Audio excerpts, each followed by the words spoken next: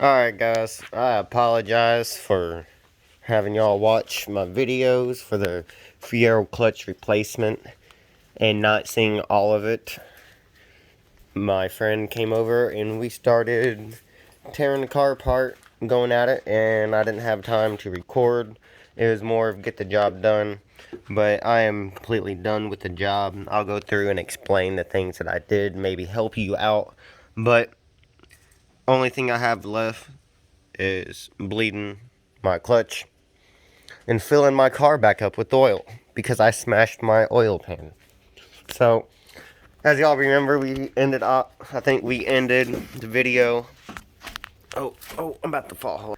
We ended the video with me, I think, taking out the transaxle and taking out the axles and whatnot, brake calipers. Already had everything off of the brakes, but the only thing I didn't have was the cradle disconnected. You have two bolts that are back here in the back of the car underneath. Let's see if I can find them. Here you go.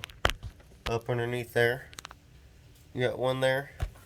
And one on the other side of the car on the driver's side. And then your other two bolts are right there. And on the other side, way over there. Take those out. Make sure you have a suitable jack to let your cradle down. But before you let your cradle down, you will have to disconnect your Y pipe for your exhaust,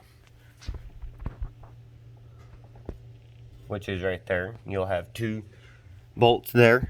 You'll want to disconnect your transmission mount here. You'll have one back there.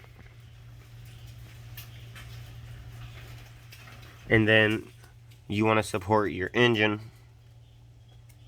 with a cherry picker and disconnect your two bottom motor mounts.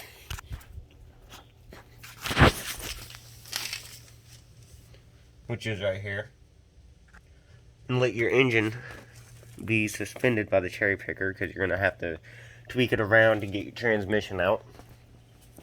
A lot of people take the engine out, take everything out, but I just did it just taking the transmission out.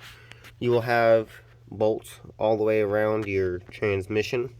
If you're doing this, I assume you know what to look for.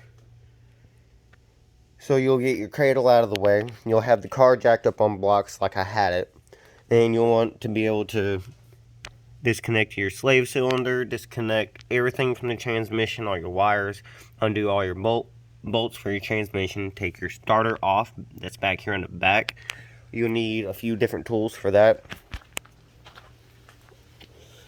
Take off your clutch cover dust plate, and then you'll be able to start moving your transmission. You can either use the transmission jack to get it down. I use the cherry picker and the jack. But there's my boots, freshly painted cradle. Everything went very well. Removing the clutch is simple. It just pretty much unscrews and pops off. Put the other one on there with your tool that comes with it. And don't drive around with a clutch that looks like that. Sorry for missing recording everything, but that is the process. And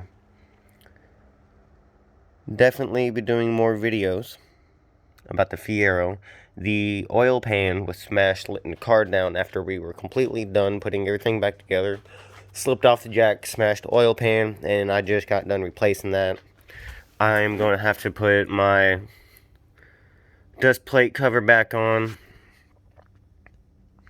get the oil pan changed, put the starter back on, put some oil in my car, put some clutch fluid in it, bleed that, and my car should be on the road again.